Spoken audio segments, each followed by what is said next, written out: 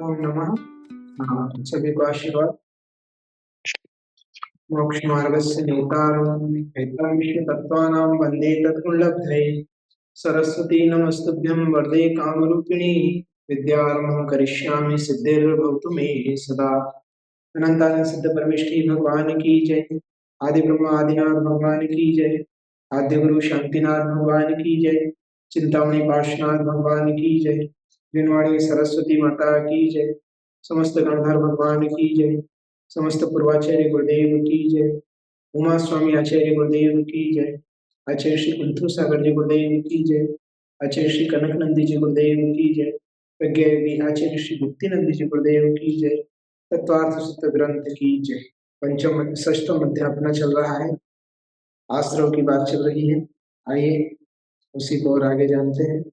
मूल पाठ का पहले स्वाध्याय करते हैं, पाठ वाचना करते हैं, उसके बाद फिर आगे की चर्चा यहाँ पर प्रारंभ करेंगे। काय वामनः कर्मयोगः स आश्रवः शुभ पुण्यस्य अशुभ पापस्य स कषाया कषायोः सांप्रायिकेर्यापथयोः इंद्रिय कषायाव्रत क्रियाः पंचविंशति संख्या पूर्वस्य भेदाः तीव्र मंद ज्ञाता ज्ञात भावाधिकरण वीर्य विशेषेभ्यस्तद् विशेषः अधिकरणं जीवा जीवाः आद्यम संभ्रम समारंभारंभ योग कृत कारिता निमत कषाय विशेष स्त्री चतुश्चैकशा निर्वर्तना निक्षेप संयोग निसर्गादि चतुर्विधि भेदाः परम तत्प्रदोष हिन्नव आश्चर्यांतराया साधनोपघाता ज्ञान दर्शनावरणयोः दुःख शोक तापा क्रंदन वद परिदेवनान्यात्म परोभय स्थान्यान्य सद्वेद्यस्य भूत प्रत्यनुकंपादान सराग संयमादि योग शांति शौच भीति सद्वेदस्य केवली क्षुत संग धर्म देवा वर्णवादो दर्शन मोहस्य कषायोदया तीव्र परिणाम चारित्र मोहस्य बहु आरंभ परिग्रहत्व नारकस्यायुषा। पिछले सत्र में हमने साता वेदनी का आश्रव, दर्शन मोहनी, चारित्र मोहनी, नरक गति के नरक आयु के आश्रव का जाना था। भूत अनुकंपा सूत्र क्रमांक 12 में बताया गया था। भूत अनुकंपा, वृत्ति अनुकंपा और दान सराग संयम का पालन करना, साथ में शांति अर्थात क्षमा गुण, क्रोध पर विजय प्राप्त करना और शोच अर्थात लोभ, ये साता वेदनी लोभ का लोभ पर विजय, ये साता वेदनी कर्म के आश्रव के कारण है। केवली शुद्ध संग धर्म देवा, तो केवली शुद्ध संग, चतुर्थ संग, धर्म और देव का वर्णवाद करना दर्शन मोहनी कर्म का आश्रव। कषाय के उदय से जो तीव्र परिणाम हमारे होते हैं उससे हमारे लिए चारित्र मोहनी कर्म का आश्रय होता है, फिर वो हमारे लिए चारित्र प्रकट नहीं होने देता है। और बहुत आरंभ और बहुत परिग्रह नरक आयु के आश्रय का कारण है। अब आगे आज और चर्चा करते हैं। सूत्र क्रमांक 16 है। नरकायु के बाद क्रम पाप त्रियंच आयु का आश्रय क्या है, ऐसी जिज्ञासा होने पर आगे का सूत्र कहते हैं। सूत्र क्रमांक 16 है, उसका उच्चारण यहाँ पर करेंगे। माया तेर्यग योनस्य, माया तेर्यग योनस्य, माया तेर्यग योनस्य, माया अर्थात मायाचारी, तेर्यग योनिस्य अर्थात तिर्यंच योनि के आश्रम का कारण है, तिर्यंच आयु के आश्रम का कारण है। जितनी मायाचारी करते हैं उतना तिर्यंच आयु का आश्रम हमारे लिए होता है और फिर वह तिर्यंच योनि में हमारे लिए जन्म के लिए बाध्य होना पड़ता है। लब्धार्थ माया कषाय नामक चारित्र मोहनी के उदय से जो आत्मा में कुटिल भाव पैदा होता है वह माया है। इसे तिर्यंच आयु का आश्रय जानना चाहिए। धर्मोपदेश में मिथ्या बातों को मिलाकर उनका प्रचार करना अर्थात धर्म की सत्य बात में झूठी बात मिला देना, शील रहित जीवन बिताना अर्थात अमर्यादा में रहना, अति संधान प्रियता अर्थात विषया शक्ति का होना तथा मरण के समय नील कापोद्वेश्य और आर्त ध्यान का होना आदि तिर्यंच आयु के आश्रय है। इनके द्वारा तिर्यंच आयु का आश्रय हमारे लिए होता है। तो मायाचारी नहीं करना चाहिए, मायाचारी से बचना चाहिए। जो मायाचारी करता है वो तिर्यंच योनि में तिर्यंच आयु का आश्रय होता है। फिर एक बार बंध को प्राप्त हो गया तो फिर उसे उस आयु में जन्म लेना पड़ेगा। तो तिर्यंच के दुख तो आप जानते ही हैं, उसमें भी एकेंद्रीय से लेकर असंगी पंचेंद्रीय तक तो नपुंसक ही होते हैं और नपुंसक होते हैं, इस कारण दुख को पाते ही। और एक इंद्रिय से लेकर असंख्य पंचेंद्रिय तक मिथ्यात्व गुण स्नान ही होता है, वो कभी सम्यक दर्शन को प्राप्त नहीं कर सकते। पंचेंद्रिय संगी भी होते हैं तो मतलब उनको भार होना, चाबुक खाना, धूप सर्दी गर्मी आदि भूख प्यास वेदनाओं को सहन करना, पराधीन रहना, हमेशा भय से ग्रसित रहना, इस नाना प्रकार की बाधाओं को उनको सहन करना पड़ता है, दुख ही दुख देखना पड़ता है। यहाँ थोड़ी सी मायाचारी करके हम सोचते हैं हमने सामने वाले को ठग लिया, हम जीत गए, हमने उसको हरा दिया, किंतु वह मायाचारी अत्यंत दुखदायी होती है। इसी प्रकार धर्म के क्षेत्र में मायाचारी नहीं करना। जैसा जैसा आगम में लिखा है, जैसा आप पढ़ रहे हैं वैसा श्रद्धान करें, तद अनुरूप ज्ञान रखें और तद अनुरूप आचरण रखें। हम बोलते कुछ है और करते और कुछ है, तो ये मायाचारी अत्यंत दुखदायी है। एक सामान्य क्षेत्र में की गई मायाचारी वो तो फिर भी धर्म क्षेत्र में आकर उस पाप की हानि हो सकती है, किंतु धर्म के क्षेत्र में अगर हम मायाचारी करते हैं तो हमारे लिए अनंत दुखों को देने वाली हो जाती है। त्रियंच आयु के आश्रव के बाद क्रम प्राप्त मनुष्य आयु के आश्रव के कारण क्या है, ऐसी जिज्ञासा होने पर आगे का सूत्र कहते हैं। मनुष्य आयु के आश्रव, सूत्र क्रमांक 17 उच्चारण करेंगे। अल्पारंभ परिग्रहत्वम मानुषस्य,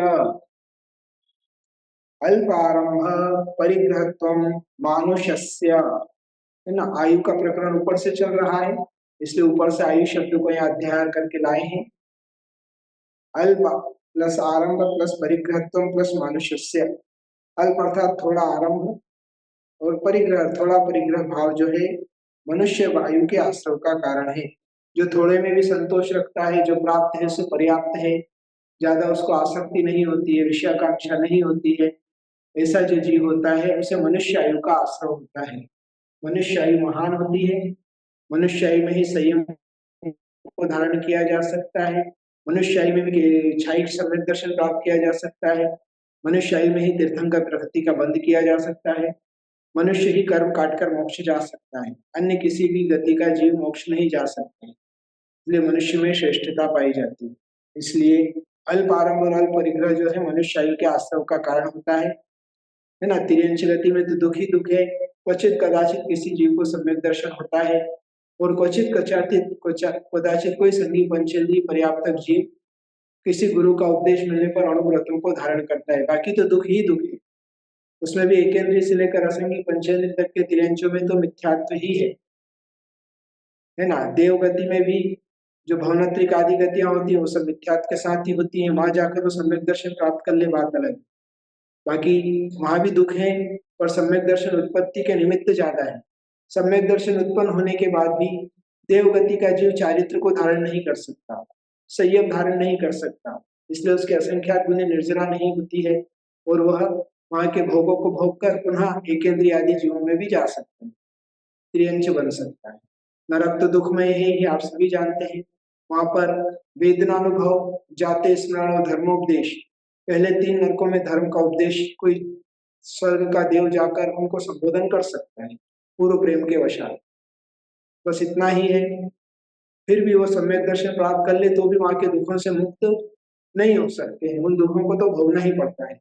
किंतु एक मनुष्य पर्याय ऐसा जंक्शन है, ऐसा प्लेग्राउंड है जहाँ पर आप अच्छे से कर्मों के साथ खेल के पुरुषार्थ करके और अपने जीवन में विजय को प्राप्त कर सकते हैं। इसलिए मनुष्य पर्याय बहुत दुर्लभता से प्राप्त होती है ना। बाकी की तो कई योनियां हैं, त्रियंशों की असंख्यात योनियां हैं, किंतु मनुष्यों की जो है त्रियंशों की कई लाख योनियां हैं, किंतु मनुष्य की मात्र 14 लाख योनियां ही होती है। उसमें भी मनुष्य पर्याय की दुर्लभता आप देखें तो कहीं जैसे म्लेच्छ खंड में अगर मनुष्य बन गए तो वहां पे भी कोई धर्म कर्म नहीं है, आचार विचार नहीं है। भोग भूमि में बन गए तो वहां भोग ही भोग है, वहां भी संयम नहीं है। कर्म भूमि के भी आप बने तो कर्म भूमि में भी आर्यखंड में भी आप भरत क्षेत्र और जैन कुल में जन्म होना दुर्लभ है। अभी आपके ही नगर में कितने मनुष्य हैं, पर सब जैन थोड़े ना है, सभी धर्मात्मा नहीं है। इसलिए मनुष्य पर्याय, मनुष्य आयु उच्च कुल सब दुर्लभता से प्राप्त हुआ है। तो यह मनुष्य पर्याय हमें परिग्रह संचय करने के लिए नहीं बल्कि त्याग करने के लिए प्राप्त हुई है। इसलिए अधिक से अधिक अपने जीवन में संयम और त्याग को संस्कार से आत्मा को संस्कारित करना चाहिए। खैर ये तो उपदेश का विषय हुआ। सूत्र का अर्थ है थोड़ा आरंभ और थोड़ा परिग्रह करने का भाव मनुष्य आयु के आश्रव का कारण है। विशेषार्थ स्वभाव का विनम्र होना, गुणी जनों के प्रति विनम्र होना, भद्र प्रकृति का होना अर्थात छोटी छोटी बातों का बुरा नहीं मानना, सरल व्यवहार करना अर्थात सरल व्यक्ति कठोर तो हो सकता है किंतु क्रूर, प्रतिशोध, बदले की भावना से रहित होता है। मन में बदले की भावना नहीं रखना। अगर जो मन में बदले की भावना रखता है तो उसे नरक आयु का आश्रय होता है। क्रूर व्यक्ति व्यवहार में सरल हो सकता है किंतु क्षमावान नहीं होता है अर्थात बदले की भावना से रहित नहीं होता है। तो अल्प कषाय का होना और मरण के समय संक्लेश रूप परिणाम नहीं होना, निर्मल परिणाम होना, उससे भी मनुष्य आयु का आश्रय होता है। और बता रहे हैं क्या मनुष्य आयु के आश्रय इतने ही हैं या और भी हैं? ऐसी जिज्ञासा होने पर आगे का सूत्र कहते हैं। सूत्र क्रमांक 18 स्वभाव मार्दवम च, स्वभाव मार्दवम च अर्थात और, ऊपर के सूत्र से और जोड़ते हुए च अर्थात और, स्वभाव मार्दवम च, स्वभाव की मृदुता भी मनुष्य आश्रय का कारण है। जो जितना मृदु स्वभावी होगा, मतलब ऐसा नहीं बाहर दिखाने के लिए ऐसा मृदु नहीं, मतलब स्वभाव से मृदुता उसके अंदर होना चाहिए, है ना। तो वह मार्दव भाव जो उसके अंदर है, मान कषाय से जो रहित है, वही मार्दव भाव को प्राप्त करता है। जो अहंकार से रहित है, वो मृदुता का भाव मनुष्य आयु के आश्रय के लिए कारण है। मृदु का भाव मार्दव है, स्वभाव से मार्दव, स्वभाव मार्दव है अर्थात बिना किसी के समझाए बुझाए ऐसी मृदुता अपने जीवन में उतरी हुई हो, इसमें किसी के उद्देश्य की आवश्यकता नहीं। यह मृदु परिणाम भी मनुष्य आयु के आश्रय का कारण है। इसलिए अपने अंदर मृदुता होना चाहिए, विनम्रता होना चाहिए। विशेषण पूर्व सूत्र में विनम्र स्वभाव एवं इस सूत्र में मार्दव स्वभाव, दोनों में यह विशेषता है कि पूर्व सूत्र गुणी जनों के प्रति नम्र होने की ओर संकेत कर रहा है किंतु यह सूत्र स्वयं गुणवान होने पर भी मान नहीं करने से मार्दव भाव की ओर संकेत कर रहा है। इस सूत्र को अलग से बनाने का प्रयोजन यह भी है कि स्वभाव की मृदुता देव आयु के आश्रय का कारण भी है अर्थात सरल स्वभावी होना देव आयु के लिए भी कारण बनता है। और भी बता रहे हैं पूर्वोक्त दो सूत्रों में नरकायु एवं तिर्यंच आयु के एवं दो सूत्रों में मनुष्य आयु के आश्रय निश्चित किए, किंतु ऐसे भी क्या कोई कारण है जो सब आयु के आश्रय के कारण हो सकते हैं? ऐसा कोई सूत्र मतलब ऐसा कोई कारण है जिससे सब प्रकार की चारों गति की मतलब चारों आयु का आश्रय हो सकता है, नरक, तिर्यंच, मनुष्य और देव? तो उसके लिए सूत्र कह रहे हैं, सूत्र क्रमांक 19 सूत्र उच्चारण निश्शील व्रतत्वं च सर्वेषां, निश्शील व्रतत्वं च सर्वेषां, संधि विग्रह निश्शील व्रतत्वं प्लस च प्लस सर्वेषां, शील रहित एवं व्रत रहित होना सब आयु का आश्रय है। सब प्रकार की आयु का आश्रय होता है। जो शील रहित और व्रत रहित होने पर भी सब प्रकार की आयु का प्राप्त होता है। शील और व्रत के साथ तो देवायु का ही आश्रय होता है ना। शील किसे कहते हैं? तो दिग्व्रत आदि 7 शील, दिग्व्रत, देशव्रत, अनर्थ दंड व्रत, सामायिक, प्रोषदोपरास, है ना, अतिथि संविभाग आदि जो 7 प्रकार की शील बताए गए। 4 शिक्षा, 3 गुण व्रत, 4 शिक्षा व्रत, इनको शील कहते हैं। और अहिंसा आदि 5 व्रत, अहिंसा, सत्य, अचौर्य, ब्रह्मचर्य और अपरिग्रह, ये 5 व्रत, इन सबसे रहित जीवन जिसका है उसे चारों आयु के आश्रय का कारण है। मतलब उसको चारों गति में वो जा सकता है, चारों प्रकार के आयु का आश्रय कारण होता है। ये सामान्य कथन है। विशेष कथन से नरक मरकर पुनः नारकी नहीं बनता, देव मरकर पुनः देव नहीं बनता है ना। और नरक मरकर देव नहीं बनता है और देव गति का जीव मरकर नारकी नहीं बनता है। यह विशेष नियम, विशेषार्थ इस सूत्र में मात्र शील रहित एवं व्रत रहित के चारों आयु के आश्रम के कारण बतलाए हैं, जिसका कारण उनकी कषाय, तीव्रतर, तीव्र मंद एवं मंदतर कषाय चारों आयु के आश्रम का कारण है। तीव्रतर कषाय से नरकायु, तीव्र से तिर्यंचायु, मंद से मनुष्य आयु एवं मंदतर से देव आयु का आश्रय होता है। शील रहित एवं व्रत रहित भोग भूमिया मनुष्य तिर्यंचों के देव आयु का आश्रय नियम से होता है। जो शील और व्रत से रहित तिर्यंची जीव है ना, तो भोग भूमिया मनुष्य और भोग भूमिया तिर्यंच, उनके नियम से देव आयु का आश्रय होता है। कारण कि उनकी कषाएं सबकी अपेक्षा मंदतर होती है। भोग भूमि जीवों की कषाएं मंदतर होती है। वो अपने में मस्त रहते हैं, दूसरों से उनको कोई मतलब ही नहीं। उनके एरिया में रहते हैं, कल्प वृक्षों से प्राप्त भोग सामग्री का भोग युगलिया के रूप में करते हैं और जीवन के अंत में प्राण विसर्जन हो जाता है। बाकी उनका कोई तेरा मेरा राग द्वेष लड़ाई झगड़ा, ये मेरी प्रॉपर्टी, ये कोर्ट केस, ये पुलिस केस या ये बीमारी आदि कुछ भी वहां पर नहीं है। ये भोग भूमि की विशेषता है। वहाँ कोई उपद्रव नहीं होता, रोग नहीं होती, बीमारी नहीं होती, वहाँ पर कोई मतलब ये आपके क्या बोलते हैं दुर्भिक्ष आदि नहीं होता है, सदैव सुभिक्ष एक जैसा वातावरण रहता है और कल्प वृक्ष से प्राप्त सामग्रियों के द्वारा उपभोग करते हैं। जिन्होंने यहाँ पर दान किया है ना, दान और दान की अनुमोदना से भोग भूमि प्राप्त होती है, तो वहां जाकर सुख भोगते हैं। इस सूत्र के अनुसार जो शील रहित और व्रत रहित है उन्हें भी सभी आयु का आश्रय होता है, पर भोग भूमि या तिर्यंचन मनुष्यों के नियम से देव आयु का ही आश्रय होता है। आगे अब हम देव आयु के आश्रय की ओर चलते हैं। जिज्ञासा, पूर्वोक्त सूत्रों में 3 आयु के प्रमुख कारण कहे, किंतु देव आयु के प्रमुख आश्रय के क्या कारण है, ऐसी जिज्ञासा होने पर आगे का सूत्र कहते हैं। बता रहे हैं सूत्र क्रमांक 20 उच्चारण करेंगे। सराग संयम संयमा संयमा काम निर्जरा बाल तपांसी दैवस्य। सराग संयम संयमा संयमा काम निर्जरा बाल तपांसी दैवस्य। संधि विग्रह इसका सराग संयम प्लस संयमा संयम प्लस अकाम निर्जरा प्लस बाल तपांसी देवस्य। सरल सूत्र है सराग संयम संयमा संयम अकाम निर्जरा बाल तप, ये सब देव आयु के आश्रम के कारण है। मतलब इन चीजों से देव आयु का आश्रय होता है। जो जो जैसे सराग संयम, तो जो मुनिराज महाव्रत आदि पालन करते हैं ये भाव सराग संयम कहलाता है। संयमा संयम जो देश व्रती होते हैं, अणुव्रतों का पालन करते हैं, प्रतिमाधारी होते हैं, वो संयमा संयम कहलाता है। अकाम निर्जरा बिना व्रतों के पराधीनता से प्राप्त वेदना भूख प्यास आदि संक्लेश रहित सहन करने से जो होती है वह अकाम निर्जरा है। तो बात चल रही थी कि जिन्होंने व्रतों को धारण नहीं किया है और दूसरों के बंधन में प्राप्त वेदना को शांति से सहन कर रहे हैं, भूख प्यास आदि से वो संक्लेश सहन करने से जो निर्जरा होती है वह अकाम निर्जरा है। और उस अकाम निर्जरा के द्वारा देव आयु का आश्रय होता है। जैसे उदाहरण के लिए कोई कैदी जेल में बंद है, समय पे भोजन नहीं मिल रहा है, खाना पीना नहीं मिल रहा है, उसको सहन कर रहा है, क्या करूं मैं तो बंधन में हूँ, जब आएगा जब मिलेगा, तो बिना संक्लेश के शांति से चुपचाप कोने में बैठा हुआ है जेल की कोठरी में। तो इस प्रकार वो जो निर्जरा कर रहा है वो बिना काम के निर्जरा अकाम निर्जरा होती है। ऐसी अकाम निर्जरा से भी देव आयु का आश्रय हो जाता है, किंतु ध्यान रखना वो बड़े देव नहीं बनेंगे, वो छोटे भवन में अंतर ज्योतिष आदि उसमें भी नीच कुलीन देव बन जाए, है ना। देव अपन पढ़ के आए ना पहले, इंद्र सामानिक त्रयश्रेष्ठ पारिषद आत्मरक्ष लोकपाल अनेक प्रकीर्ण आदि, जो नीचे नीचे वाले जाति के देव पदाति आदि अभियोग्य जाति के देव, ऐसे नीच देव बन जाए और वहां पे भी दुखों को सहन करेंगे।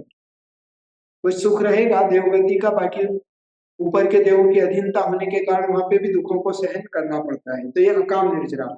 और समझे गृहस्थ अवस्था की अपेक्षा से कोई व्यापारी है, सीजन चल रहा है फुल सीजन, भूख तो लग रही है किंतु ग्राहकों की लाइन लगी हुई है, तो चुपचाप उस भूख को सहन कर रहा है पैसा कमाने के लिए, तो ये अकाम निर्जरा है। इससे भी देव आयु का आश्रय हो जाता है। ऐसे पशु बंधन में बंधे हुए हैं, खाना पीना समय पे नहीं मिल रहा है तो भी चुपचाप शांति से खड़े हुए हैं पड़े हुए हैं, तो ये सब अकाम निर्जरा है।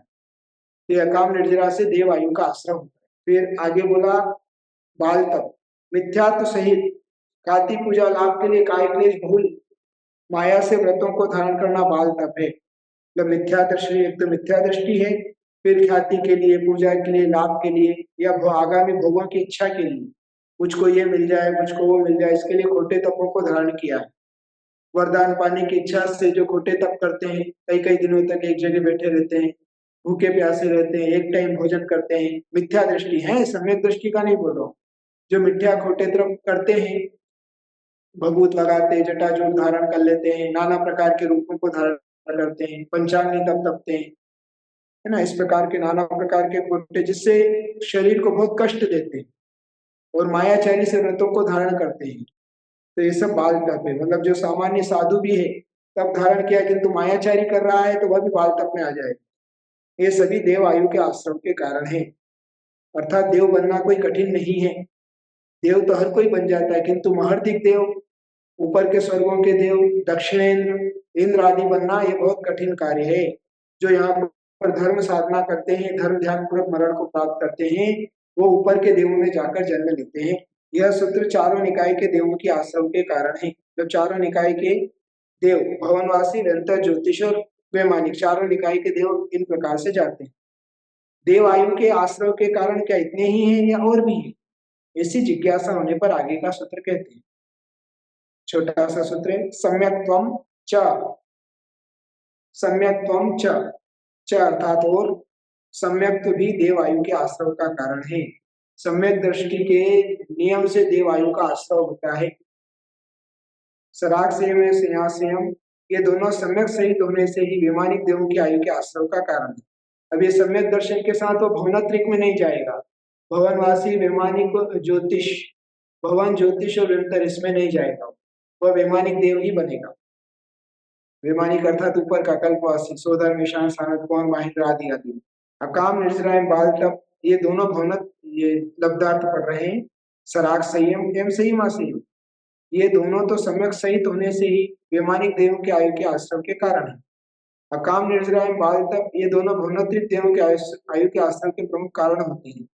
किंतु जो व्रत रहित होकर भी सम्यक तो सहित है, वे भी देव आयु को प्राप्त करते हैं। अतः सम्यक देव आयु के आश्रम का कारण कहा है, इसलिए सम्यक दर्शन धारण करना चाहिए।